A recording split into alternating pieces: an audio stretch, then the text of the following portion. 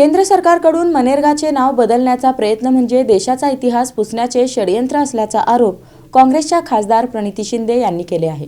केंद्र सरकारकडून मनरेगाचे नाव बदलण्याचा प्रयत्न म्हणजे देशाचा इतिहास पुसण्याचे षडयंत्र असल्याचा आरोप काँग्रेसच्या खासदार प्रणिती शिंदे यांनी केला आहे। संसदेत विकसित भारत गॅरंटी फॉर रोजगार आणि आजीवन मिशन ग्रामीण बिल 2025 वर बोलताना सांगितले की सन 2005 मध्ये यूपीए सरकारने सुरू केलेला मनरेगा कायदा ग्रामीण भारतासाठी क्रांतिकारी ठरला असून या कायद्यामुळे कोट्यावधी गरिबांना रोजगाराचा कायदेशीर हक्क मिळाला। मात्र रोजगाराच्या संधी कमी करून आणि मनरेगाचा निधी घटवून आता केवळ नाव बदलून श्रेय घेण्याचा केंद्र सरकारचा प्रयत्न सुरू असल्याची टीका त्यांनी केली।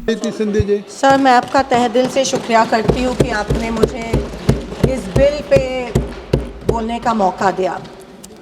अध्यक्ष महोदय, मैं सरकार से पूछना चाहती हूँ, क्या ये सरकार अब योजनाओं के नाम बदलते बदलते देश का इतिहास भी बदलने लगी है?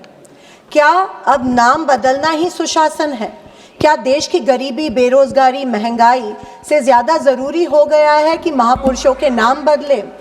महात्मा गांधी राष्ट्रीय ग्रामीण रोजगार गारंटी योजना, जिसे देश के करोड़ों गरीबों को सम्मान के साथ रोजगार दिया, आज उसके नाम से महात्मा गांधी जी का नाम हटाने की कोशिश ये सरकार कर रही है। सरकार चाहती है नाम बदल दे, पहचान बदल दे। मैं सरकार से पूछना चाहती हूँ, नाम बदलने से क्या इतिहास बदल जाएगा?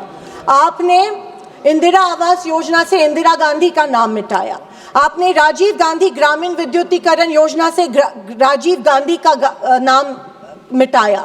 अध्यक्ष महोदय, जब नाश मनुष्य पर छाता है, पहले विवेक मर जाता है।